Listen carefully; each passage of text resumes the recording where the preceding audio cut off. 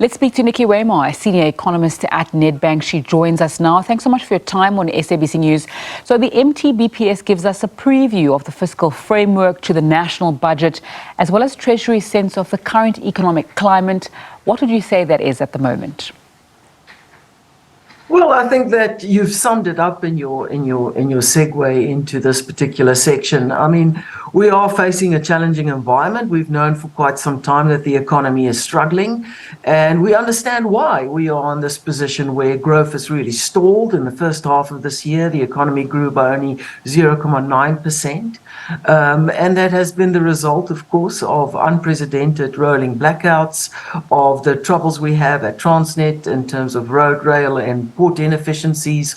All of that, of course, hurts the amount of output you can produce in an economy while it elevates the cost of production. And that clearly squeezes profitability. And we've seen that come through in corporate taxes.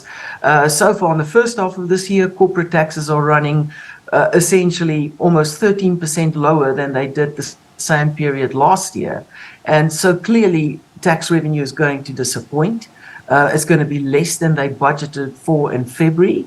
And at the same time, they've had to also carry the burden of a higher than anticipated wage bill. So that's coming through that they didn't budget for. You've got debt service costs running at a very alarming pace. In the first half of this year, that rose by over 16%. And in their calculations in February, they thought that for the year as a whole, you would look at a fairly steep increase in debt service costs, but not close to 16%, closer to 10%. So all of this is higher than they anticipated. That, of course, reflects just the general increase in South Africa's bond yields, the fact that investors are demanding a higher return for taking the risk of actually funding government debt over the longer term. And all of that combined puts you in a very tight fiscal position where clearly unless you do something, unless you cut expenditure and make some difficult choices, you are going to be running a much bigger budget deficit. And that means you now are going to have the burden of having to raise that funding, probably at a fairly expensive rate, and you're adding to the country's debt burden. So you're putting the nation in a very difficult fiscal position going forward. So yes, unfortunately, it is a really difficult place where they are. It's not too late to make a difference by making the right sort of choices going forward and presenting a path from which we can now gradually move in the right direction. But I think we do have to accept that we are probably going to have higher budget deficit numbers, higher public debt numbers, and that some kind of sacrifice will have to be made in terms of cutting expenditure. Nicky, a lot of the commentary around the medium-term budget policy statement and budget later focuses on how next year is an election year. How much of a role does politics play a role in the budget? And they should be separate things, surely, because government and the state and political parties should be separate, and those shouldn't be considerations. But it keeps on coming up. Absolutely. I mean, it should be separate things, but as we know, there's probably not a country in the world where politics don't, at the end of the day, also impact in terms of how government is run and certainly how certain decisions are made in terms of fiscal policy.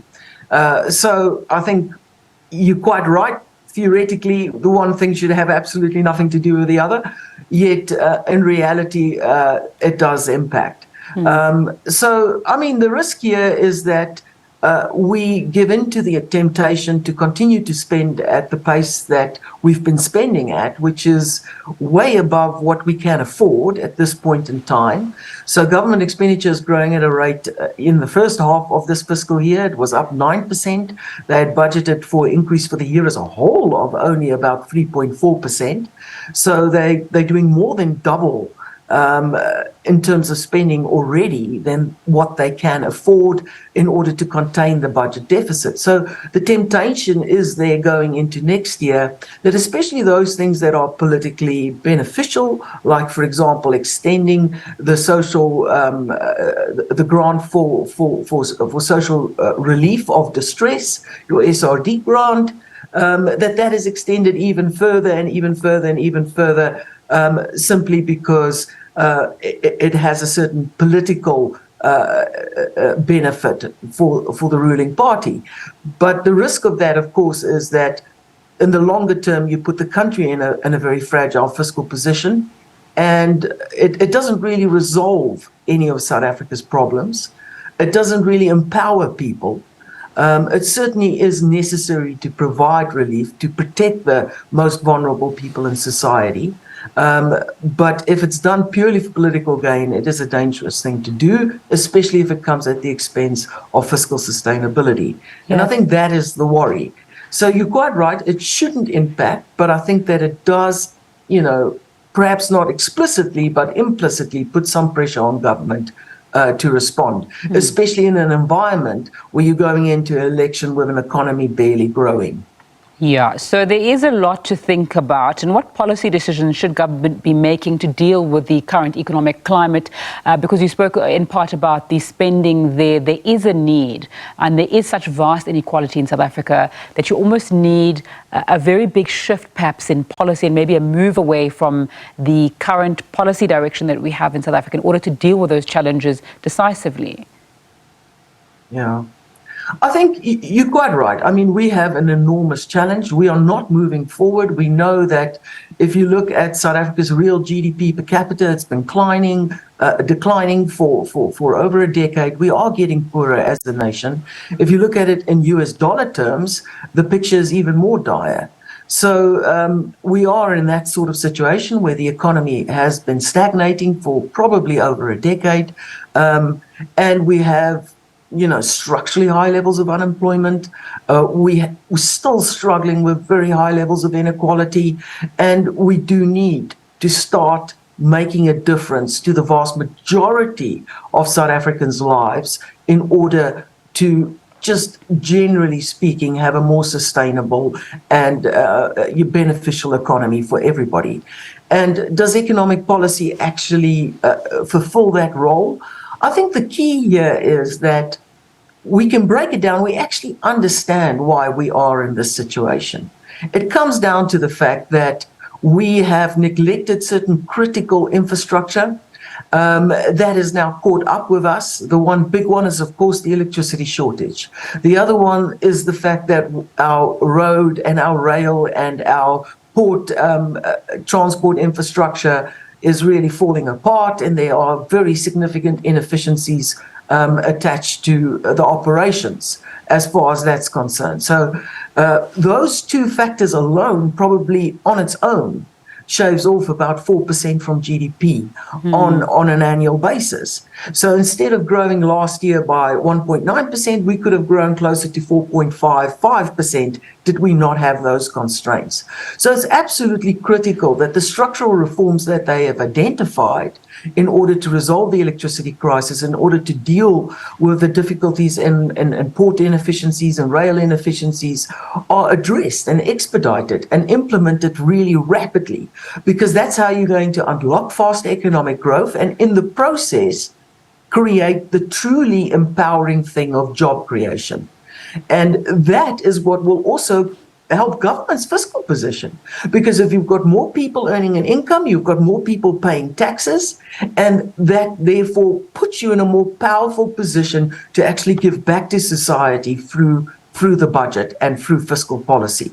So I think those two things absolutely need to be addressed. Government's already identified what needs to be done in order to deal with the electricity constraint, in order to deal with the other transport bottlenecks. And it has a lot to do with deregulating those industries, allowing greater private sector participation, and really restoring good governance to a lot of our state-owned enterprises. And you just need to move forward with that, and you need to unlock it as quickly as possible. And I think that will already make a big difference. And then over the longer term, I do think that it is absolutely critical that government starts to evaluate the quality of the services they are providing. Right. We know that water infrastructure is now becoming a big issue.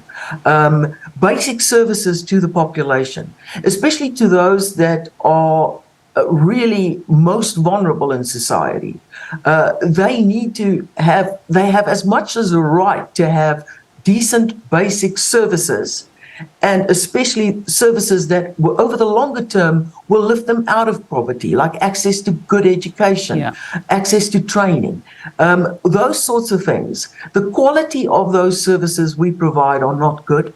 So it's now down to basic things like housing, water supply, transport, infrastructure, education, and then of course crime. And government all right, Nicky, Weimar, my apologies for interrupting. We have run out of time. I really appreciate your time and insight on SABC News in the run-up to the medium-term budget policy statement, really raising critical issues about the economic challenges South Africa faces. Thank you.